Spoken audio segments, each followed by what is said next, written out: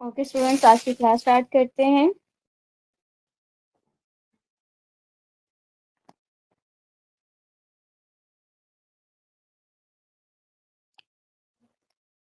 सब students diaries बना रहे हैं ना? मैं हमेशा नेक्स्ट लेक्चर बता देती हूँ कि ये होने वाला है, तो आप में से कौन है जो मुझे बताएगा कि आज का हमारा जो टॉपिक है वो कौन सा है, ताकि मुझे भी आइडिया हो कि मेरे बच्चे जो हैं वो पढ़ रहे हैं। Exactly, personality assessment. कौन कौन हैप्पी है? आप लोगों ने पहले पर्सनैलिटी को कभी असेस किया है या कोई टेस्ट वगैरह अप्लाई किया पर्सनैलिटी के लिए? HTP ma'am. मैम हम एचटीपी इस तरह के टेस्ट अप्लाई करते हैं पर्सनालिटी आवाज के क्लियर लिए। नहीं है आप लोगों की।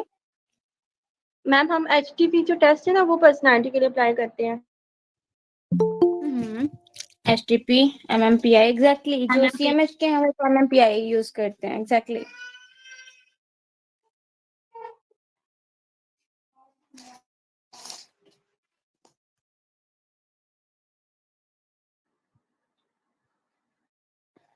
ओके, बेसिकली आज हम पर्सनालिटी को असेस करेंगे। अभी जो है हमारी कह लें कि हमने ओरली ही कंफर्म करना है, ओरली देखना है कि हमारा क्लाइंट कहाँ पे लाइक कर रहा है, ठीक है। तो एग्जैक्टली TAT टेस्ट भी यूज किया जाता है बेसिकली, लेकिन TAT भी उसमें स्टोरीज आ जाती हैं, ठीक है। तो वो थोड़ा सा एक तो लेंथी भी हो जाता है, लेकिन और टाइम टेकिंग भी हो जाता है ना। तो आज का जो हमारा बेसिकली असेसमेंट है वो है पर्सनालिटी असेसमेंट के अकॉर्डिंगली हमने अपने क्लाइंट को देखना है। ओवरऑल अगर हम देखें तो हमने बहुत सारे क्वेश्चन जो हैं अपने क्लाइंट से कर चुके हैं अब तक। बहुत सारे ऐसे क्वेश्चंस हैं, क्लूज हैं जो हमें मिल चुके हैं, सिम्टम्स हमें आइडिया हो चुका है कि किस हद तक सिम्टम जो है वो आपके क्लाइंट में आ रहा है, क्योंकि हमने स्टार्ट में ही पूछा आप आपके प्रेजेंट एक्सक्यूज मी।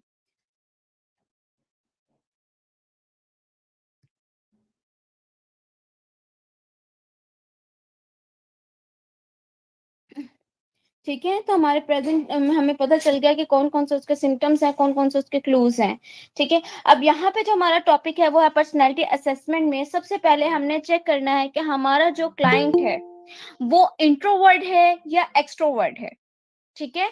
बहुत सारी बातें ऐसी होती हैं जो कि क्लाइंट्स आपको बता रहे होते हैं कि फलां जगह पे मेरे बहुत बड़े बड़े घर हैं, ठीक है, फलां जगह पे मेरे बंगले हैं, ये गाड़ियां, ये सब कुछ मेरी हैं, ये जो सब कुछ चल रहा है ये मेरा है। आपको नहीं पता ये सब चीजें मेरी हैं? आपको नहीं आइडिया?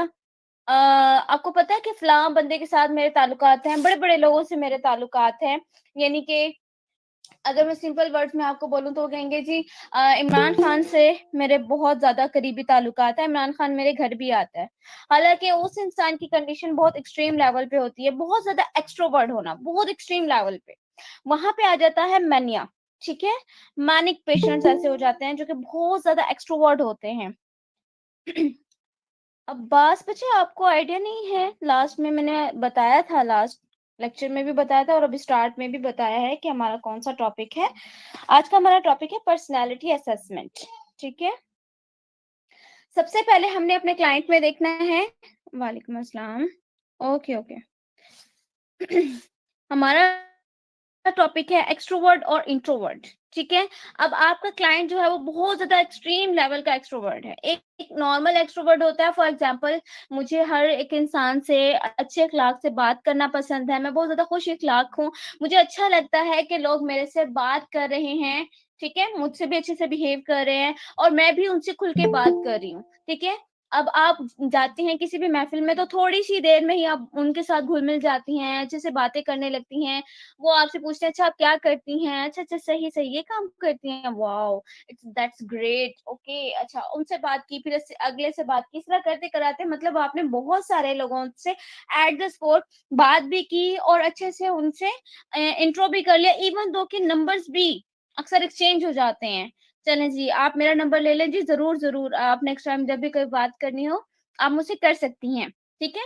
तो नंबर भी एक्सचेंज हो गए, आपस में बहुत कॉन्फिडेंट बिहेवियर भी आ गया। इसी तरह अगर ऑपोजिट साइड पे जाएँ तो इंट्रोवर्ट्स आते हैं, ठीक है? इंट्रोवर्ट कैसे होते हैं? बहुत ज्यादा इंट्रोवर्ट एंड बहुत ज्यादा शाय पर्सनैलिटीज होती हैं।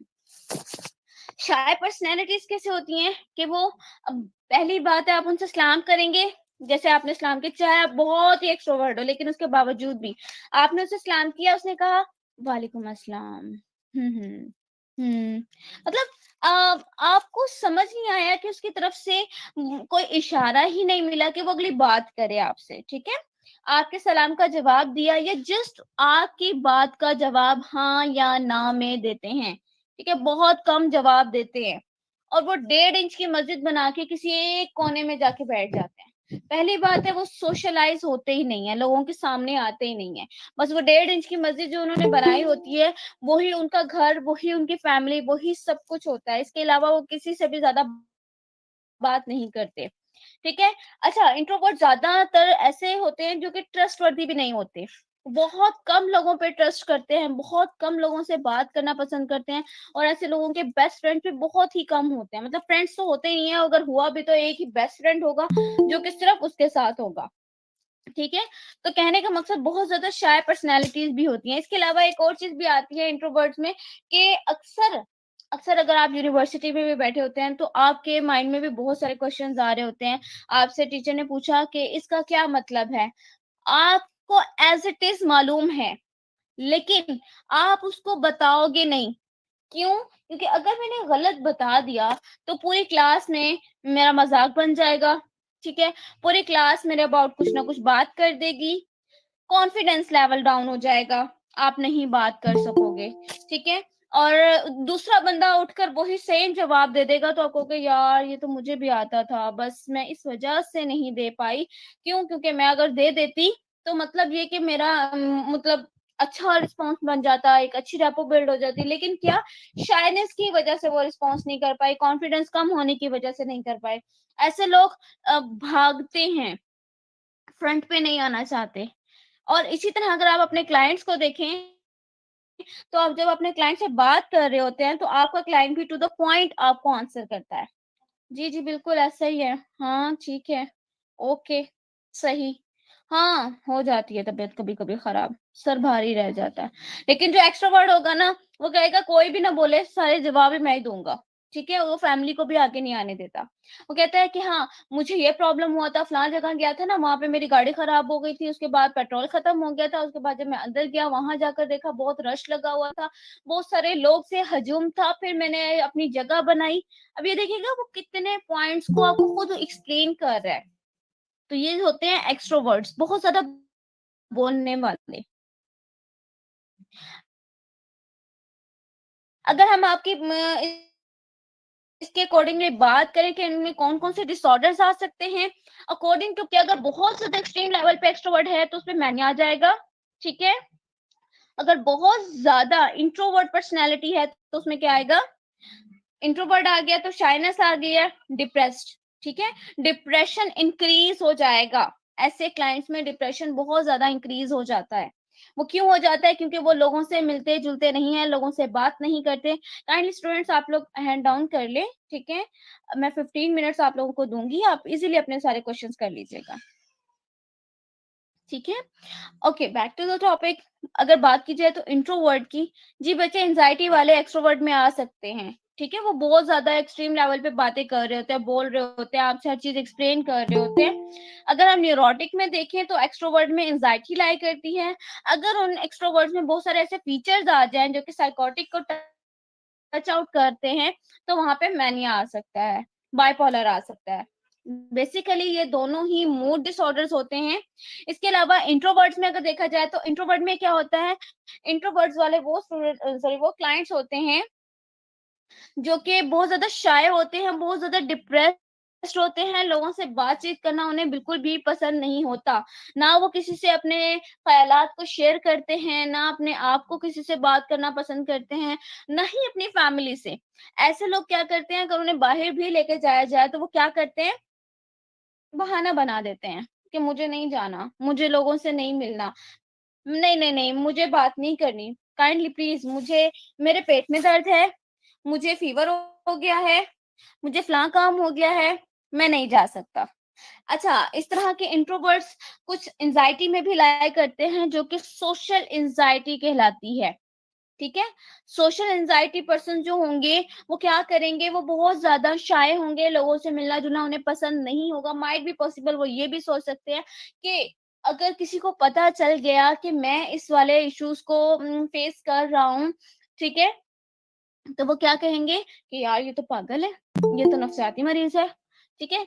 आज भी आज भी ऐसा एक कह लें कि एनवायरनमेंट है, आज भी हमारे पाकिस्तान में कि अगर आपको मेंटली तौर पे प्रॉब्लम है, तो आप लोगों के सामने नहीं आते।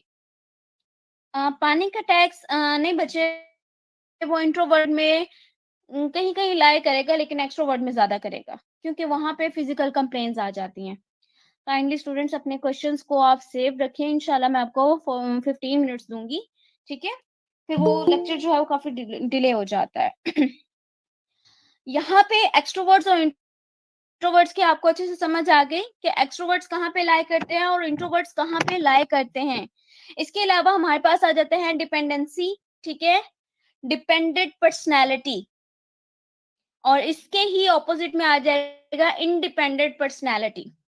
अच्छा, डिपेंडेंट पर्सनैलिटी में आप लोगों ने देखा होगा कि बहुत ज़्यादा इश्यूज़ भी आते हैं, बहुत ज़्यादा, अगर आप लोगों ने देखा हो क्लाइंट्स ज़्यादा डिपेंडेंट होते हैं, तो वो क्या करते हैं, मैं अपनी रग काट लूँगी अगर तुमने ये काम कर दिया। देखो, हम एक डिपेंडेंट भी हैं, और मैंने आपको एक बात बताई थी सुसाइडल अटेम्प्ट्स की, तो वो वहाँ पर भी आता है, ठीक है?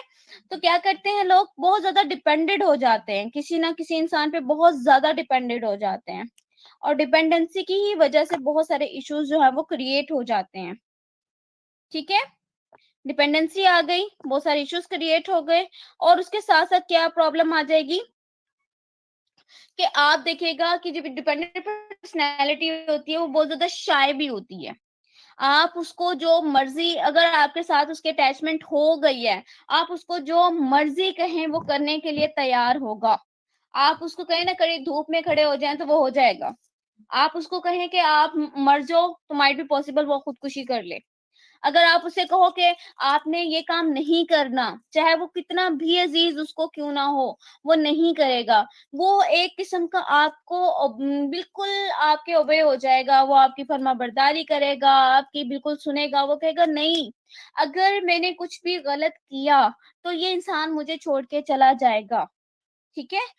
ज़रूरी नहीं कि वो आजकल के जो रिलेशंस होते हैं बीएफ जीएफ वाला ही हो। अगर आप देखें तो बहुत सारे लोगों की आपस में फ्रेंड्स में भी बहुत ज़्यादा होता है।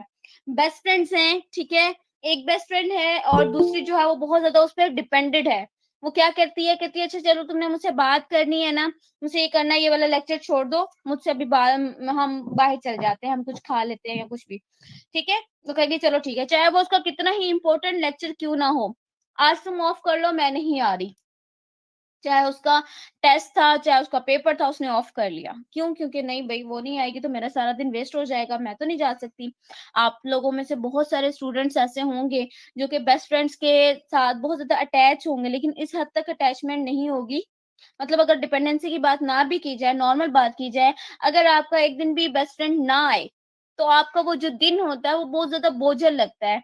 वही यूनिवर्सिटी, वही क्लासरूम, आपको ऐसा लगता है कि जैसे ये अजनबी है। ठीक है? ये आपका अपना नहीं है, ये पता नहीं कहाँ पे आके बैठ गई हूँ, कैसे वक़्त गुज़रेगा, घड़ी को बार-बार देखना, टाइम देखना, कब लेक्चर खत्म होगा, अच्छा फिर कब छुट्टी होगी, तो ये चीज़ें करना। अगर आप स्कूल की बात करें, तो स्कूल टाइमिंग में भी ऐसे होता था कि असेंबली में ही लाइन्स को काउंट करना शुरू कर देते थे कि अच्छा अभी आ जाएगी, चलो अभी आ जाएगी, हो सकता है लेट हो गई हो सकता है लेट हो गई। असेंबली भी कंप्लीट हो गई, उसके बाद भी उस टाइम तो सेल फ़ोन वगैरह नहीं होते थे ना। कि वो आपको इन्फॉर्म कर दे कि मैं नहीं आ रही या मेरी तबीयत खराब है एक्सेट्रा। तो आप क्या करते थे कि आप सोचते थे शायद अभी आ जाए, हो सकता है लेट हो जाए, ठीक है? 8 से 8:30 9 तक भी आपकी आँखें जो हैं वो सामने गेट पे ही लगी रहती थी, शायद अभी इंटर हो जाए, शायद अभी आ जाए, लेट हो गई है। उसकी सीट रखना, ठीक है? उसकी सीट पे किसी को बैठने ना देना। और जैसे ही पहला लेक्चर जो है वो आपका कंप्लीट हो गया, तो आपने सोचा अब तो वो आ भी जाए, तो आ ही नहीं सकती ना, क्योंकि स्कूल की टाइमिंग खत्म हो गई है, ठीक है? तो इस तरह की प्रॉब्लम्स भी आ सकती हैं।